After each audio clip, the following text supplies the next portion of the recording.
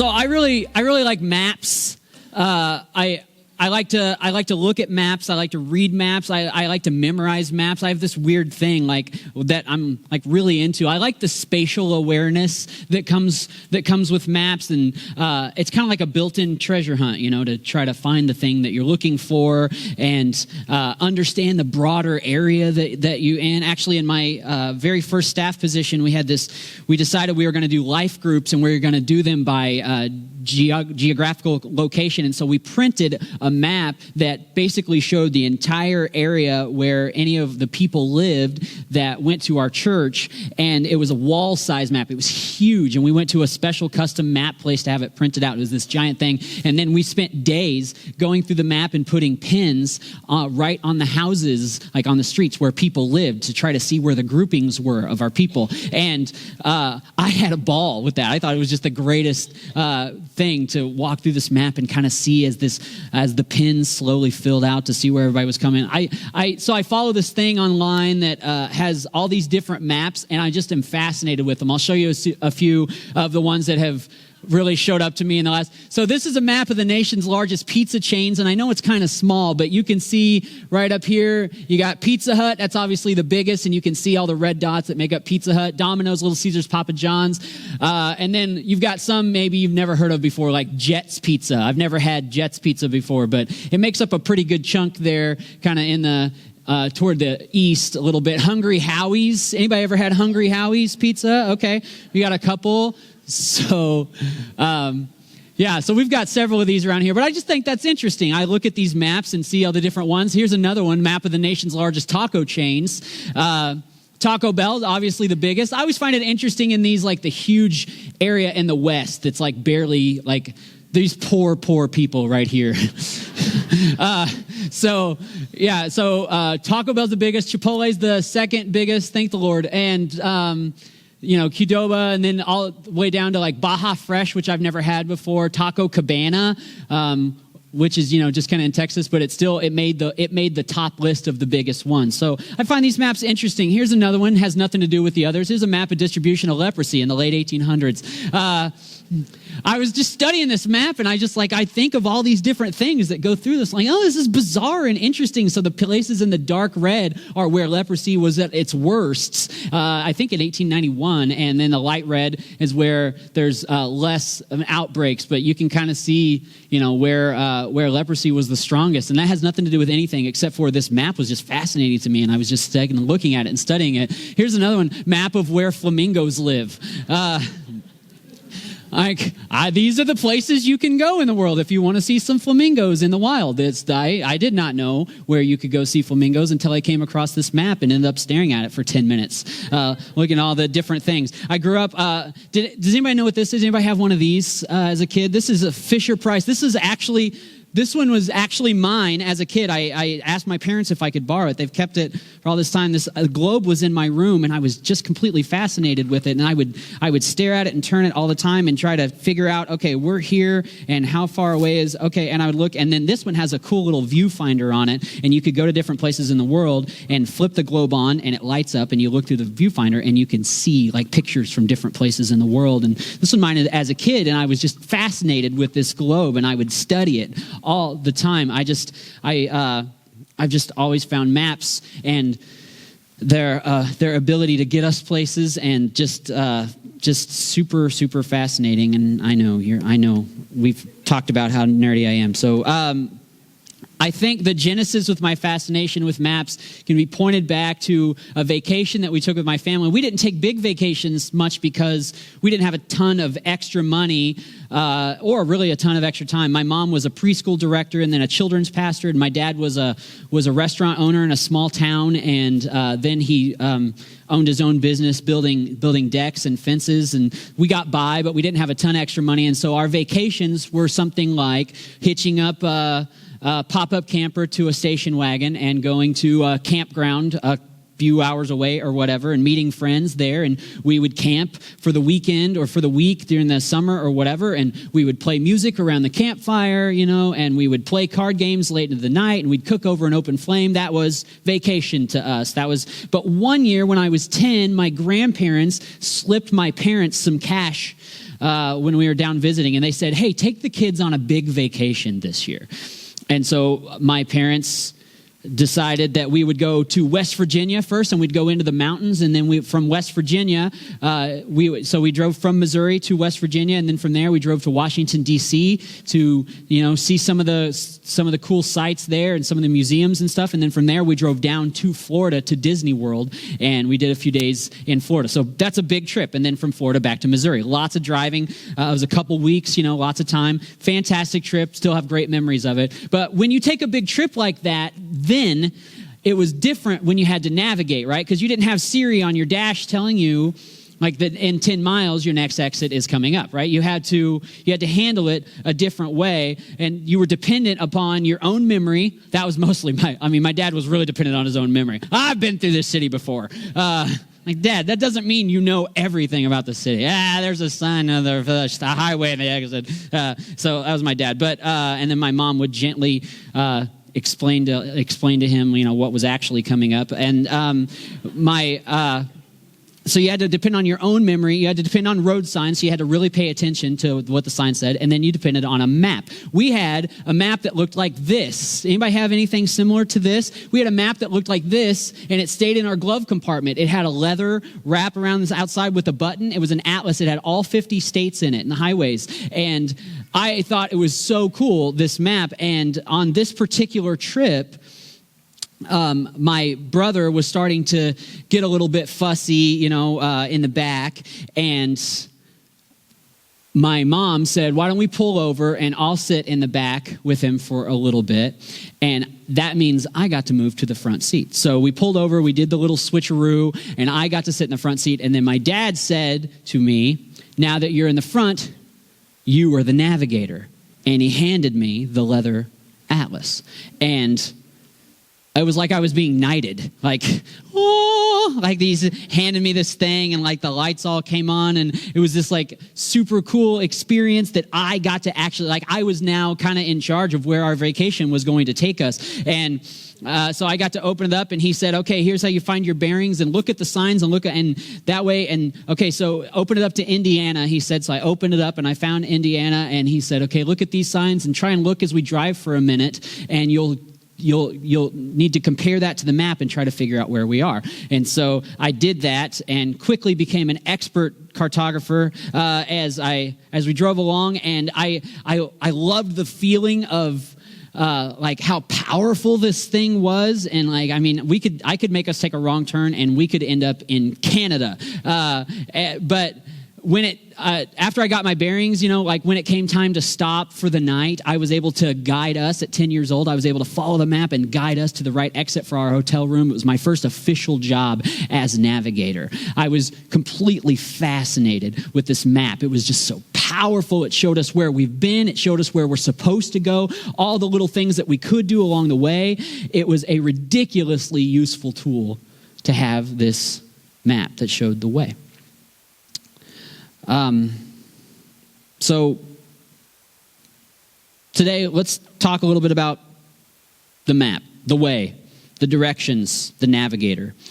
And to do that, we've been in this series, this I Am series, for a while, for a few weeks. This is week 4, and we are in John every single week. And this week we're in John chapter 14. If you'd like to open that up, then you can do that. And if you don't have your own Bible with you, that's okay, because I'm going to put it up on the screen as well. But it's going to be John chapter 14, verses 1 through 7. John 14, 1 through 7. And I'm going to have us go ahead and stand for the reading of God's word when you find that, or when you pull it up on your device, or whatever. All right. John 14, 1 through 7. I'm going to read it from my Bible, which should be the same version here. Hopefully we've got the same. Don't let your hearts be troubled. Trust in God and trust also in me. There's more than enough room in my Father's home. If this were not so, would I have told you that I'm going to prepare a place for you? When everything is ready, I will come get you so that you will always be with me where I am, and you will know the way to where I'm going. No, we don't know, Lord, Thomas said. We have no idea where you're going, so how can we know the way? Jesus told him, I am the way, the truth, and the life. No one can come to the Father except through me. If you had really known me, you would know who my Father is. And from now on, you do know him, and you have seen him. This is the word of the Lord. Thanks be to God. You can take a seat. Look, I'm leaving soon, said Jesus. I'm going to go, but don't be troubled. He starts with that. Don't be troubled. Jesus then addresses troubled hearts by urging them, first of all, before he gets into anything else, don't be troubled. Have faith. The answer to trouble is trust. Let's start there. So you know where I'm going. And then, Thomas that says, whoa, nope, Jesus, we don't know the way. We have no idea. And Jesus answers, I am the way and the truth and the life. I'm how you get to God. I'm the path that you follow. I'm the truth that you trust. I'm the life that you live. So Jesus left nothing to question, both in terms of living our lives and in terms of finding eternity. He is the way. He would live his life in a way that would navigate us to live ours rightly, and then he would die and be resurrected and would navigate us to live ours eternally. So let's talk about the path that he left for us and why he went above and beyond in his statement. So, because Philip said, wait, we don't know the way. Did Philip say it or did Thomas say it? Thomas said, wait, we don't know the way. And then, it was Thomas. Yeah, Philip's later. So Thomas said, wait, we don't know the way. And he said, I am the way. But then he kept going. He goes above and beyond and says, but there's more to it. I'm also the truth and I'm the life. So let's talk about those. I am the way. After Jesus went into heaven, the disciples accepted the moniker of followers of the way. That's what they began to be known as. There are a couple times in Acts, which is the story of the early church, where they are referred to with that title, followers of the way. Jesus' statement here, the way, stuck with them so much that they made it the name of their movement. They became known as followers of the way. See, the early church, if you remember, wasn't a bunch of stable temples with weekly Sunday school and worship service. It was a daily lifestyle. And it was lived in community where worship and discipleship and fellowship and communion and service, they all happened more on a daily basis. So relationship with Jesus was literally at the center of the actions every single day. It's what life became about. So as we are always trying to catch the spirit of the early church, that is actually not really something that the pastors of your church can do. That's something that we study, and you'll find pastors all over talking about this, but catching the spirit of the early church is about a daily rhythm. It's what happens each and every day. And Jesus was at the center of everything they did. It was their way of life. Followers of the way was who they were. And so the way wasn't just a nice thing that they did on the weekend, where they got dressed up and they went into church and they sang a few songs and they heard a nice sermon and then they went to lunch. It was everything. It was the way of life. So the early church movement called themselves the way, followers of the way. It actually wasn't until Acts 11 in Antioch that the group was very first called Christians. And before that, the way was their name. And honestly, I could talk all morning about the way. This statement of Jesus, I'm the way, the truth, and the life, is not a 3-point sermon. It's 3 sermons.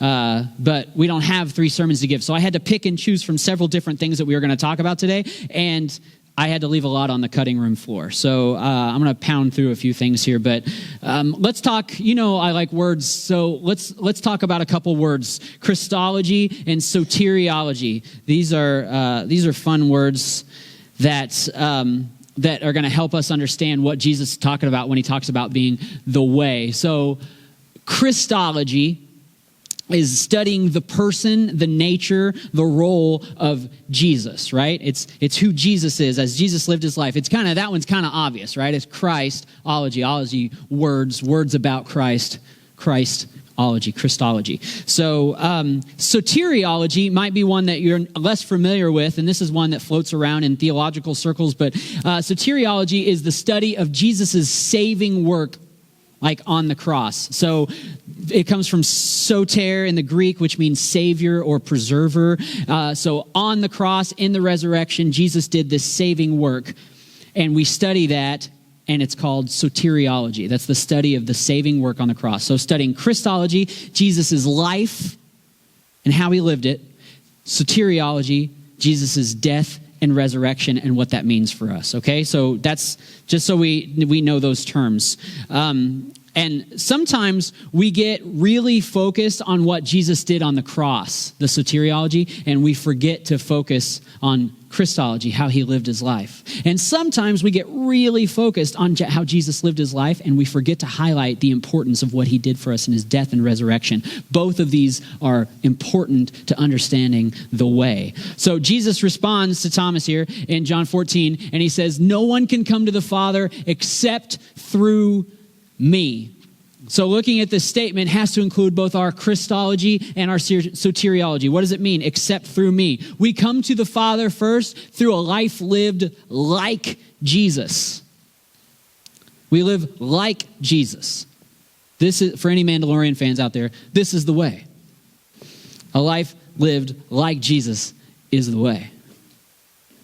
So that is our Christology. The early church were followers of Jesus, and they modeled their lives after the way that Jesus lived his life. He lived it in community. He lived it in service, and they modeled the whole way of life after this.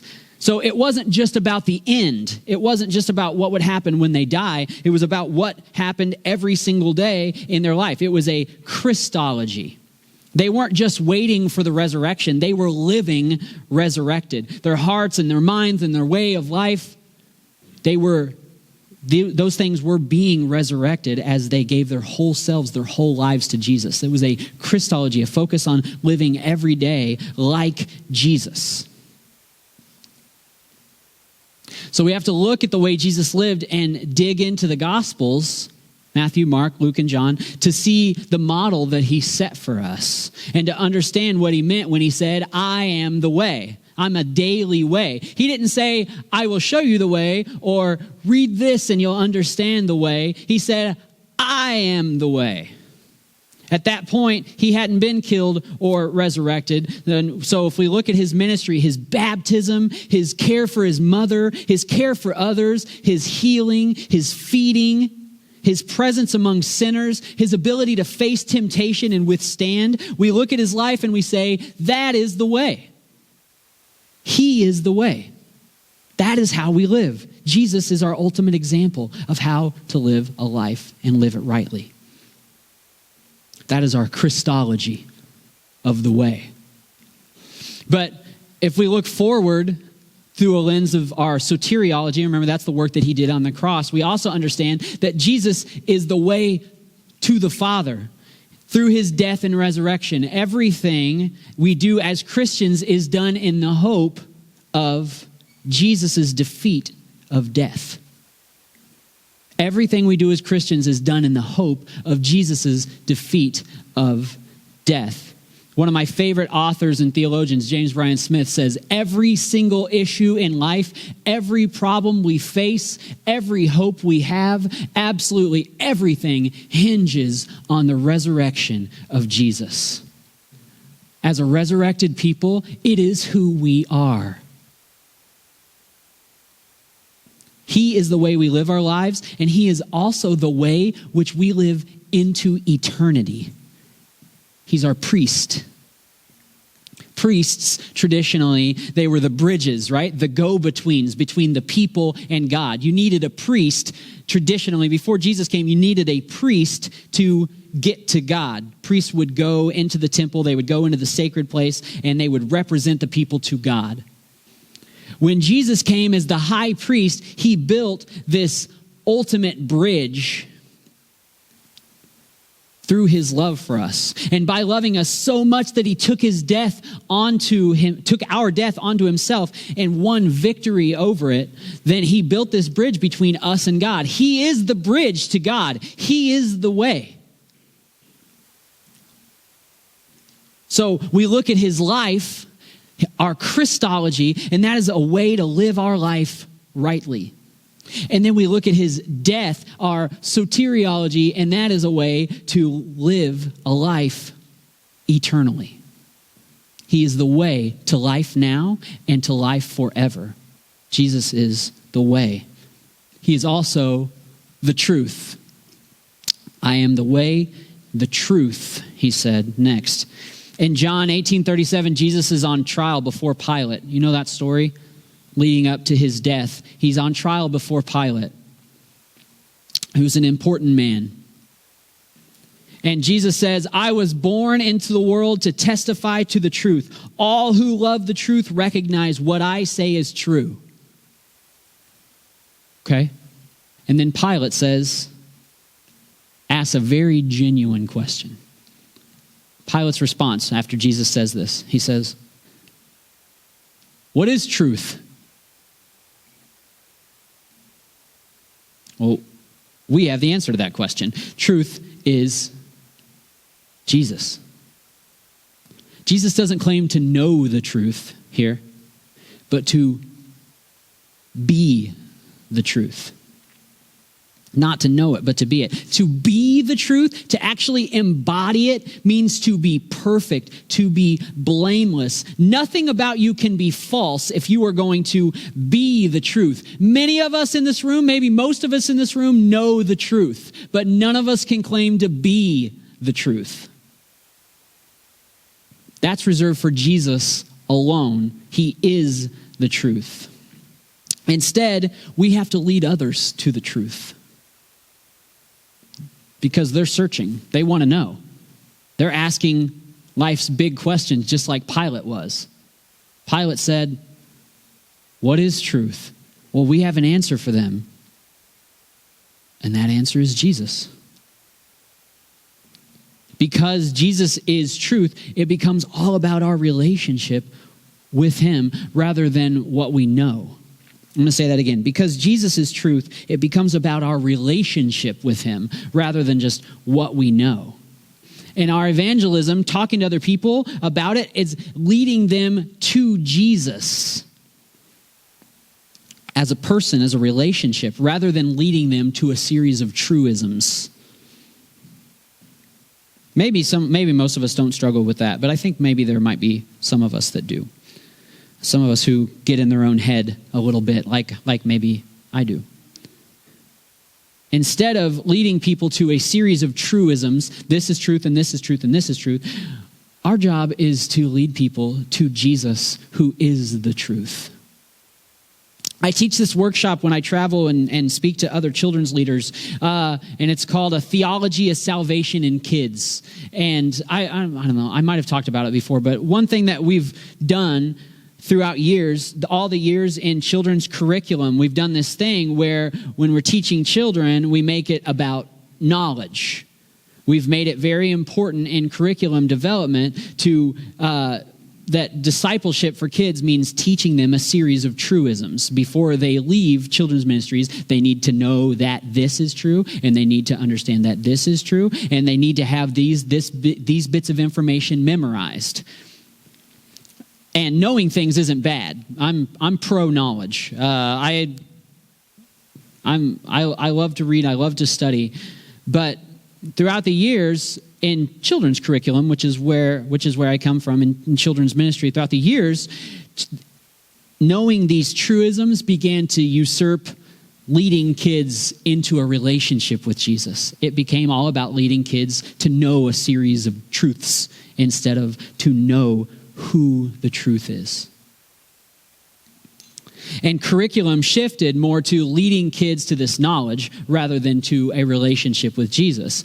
And Al Truesdale wrote a great book, and he speaks to this kind of specifically in the book. He's a seminary professor and an author, and he wrote, "Instead of faith being viewed as a personal relationship with God based on trust, it is seen as a belief in or assent to true statements or propositions about God." And anybody in here that gets in their own head that might, try to, that might over-intellectualize things or whatever, may struggle with this. When we're talking about truth, we think about knowledge. As long as I know this, and I know this, and I know this, and I can teach other people that this is true, and this is true, and this is true. And again, knowledge is not a bad thing, but it becomes our focus. And like I said, I'm a reader. I study. I'm a bookworm. I'm very pro-knowledge. But Jesus didn't say, study these things and you will know the truth. He said, I am the truth. And we have to know him to know the truth. So study, yes. Read your Bible, yes. Read other books about the Bible, yes. Do all those things. Come to Sunday school. Know your stuff. I encourage you, know your stuff.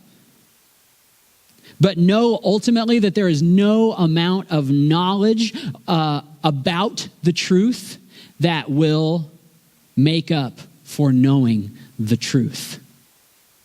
That's like a capital T, truth. There is no amount of knowledge about the truth that makes up for knowing the truth. And that is a relationship with Jesus, having a personal relationship with him as your Savior, as your King, and as your friend. You can know and read and know and read and look up and memorize as many facts as you want. But at the end of the day, no amount of knowledge is going to make up for knowing Jesus personally as your Savior. He is the truth. He doesn't know the truth. He doesn't just point you out the truth. He is the truth. Finally, I am the life. I am the way, I am the truth, and I am the life. He is our reason for living. He is life to the fullest. He is where meaning is found. I'll say that again. Jesus is where meaning is found. James Bryan Smith, again, like I said, one of my favorite authors, and I've been reading a lot of him lately. And he said, "What are you facing today? Trouble in your family, financial hardships, the loss of something, a person, a relationship, a job, perhaps a dream?" And he said, believe it or not, the resurrection of Jesus is your answer. Whatever you're searching for. The resurrection of Jesus is your answer. In Jesus' life, death, and resurrection, God reconciled the world, overcame its evil with good, and stands as the ultimate reality about our world. The ultimate reality. So if you're asking life's big questions, Jesus has an answer for you. He is life. He's where you'll find the fullness, the richness that life has to offer. He's where you'll find fulfillment. And ultimately, he's where you'll find a perpetuation of life into forever. So true life, way, truth, and life is found in Jesus. It's where we belong. It's where we celebrate. It's who we are, not just what we do. I'll say that again. It is who we are. It's not just what we do. Following the way of Jesus, knowing the truth that is Jesus, this leads us to living a real, authentic, meant to be lived, purpose-driven sort of life that is joy-filled, that is hope-perpetuating, that is peace-filled, that is love-laden. That's the kind of life we're talking about. And when we tell other people about him, it's not just introducing them to changed habits. Like those will come. Those are definitely fruits of the Spirit. And it's not just introducing them to knowledge, though that's important. It's about introducing them to Jesus, to a personal relationship with him. These other things will come because of who he is, because he is the way and the truth and the life. He is our map. He is the ultimate knowledge. He is the navigator. He is the fullness of a life well lived. So today, we celebrate Jesus. He's the life. He is the giver of life. We celebrate our relationship with Jesus. He is the truth, and he is our way of knowing real and ultimate truth. And we celebrate Jesus because not only is he the way, but he makes a way. So let's celebrate the life giver and the truth bringer and the way maker.